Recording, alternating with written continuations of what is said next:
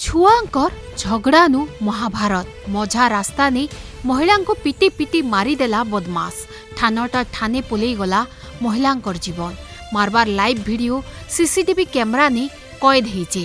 बलांगीर जिला कंटाबांजी सहर नुआपड़ा ठाने घटीचे एंता गुटे घटना। छोट छोट छुआ मानकर झगड़ा के नहीं करी नुआपड़ार सुदाम बेहेरा आ चिंगरीपड़ार पुष्पा बंछांक भितरे झमेला हेथिला। देखुन देखुन सुदाम घर भितर लुहा रड आनी करी मारिथिला। आखर पाखर लोक छड़ाबार के चेष्टा करिथिले भी छड़ेई नहीं पारिथिले। घटना जागा नहीं कंटाबांजी पुलिस पहुंची करी घटनार तदंत करिथिला।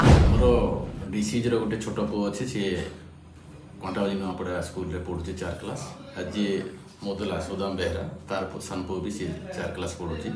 गत 5/8/24 रे तांकर स्कूल रे झगड़ा हैला परे सी सुदाम बेहरार पुओ जे घरे कही जे आमर माने जे डीसी तार पुओ ताकू पाटितुंड कर झगड़ा पत्र कर रागे जाकि से स्कूल रे जाकि तार माने डीसी रो पुओ को पाटितुंड कर गाड़ी बंद कर बाड़े से माने से जाकि घर को माने डीसी जाइए और अन्य केते जन भी जाइजंती सेठी सेठी पाटितुंड माने तांकर डिसीज तांको काई मीटिंग को आसला नहीं काई स्कूल जाकि मो पुओ को बाड़िल बोली पचारि हठात से तार स्त्री माने सुदाम बेहरा बाहरी पड़े बाहरला बेले सी गोटे छड़ धरता हठात सी आक्रमण कला आम डिसीज को से घटनास्थल में पड़गला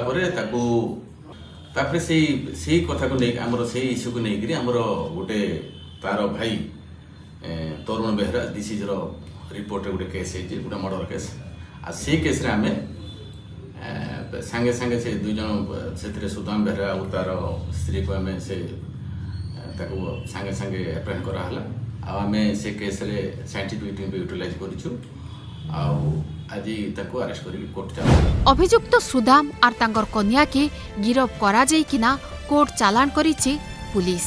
बलांगीर ने देखुथिले सस्मिता साहू को रिपोर्ट।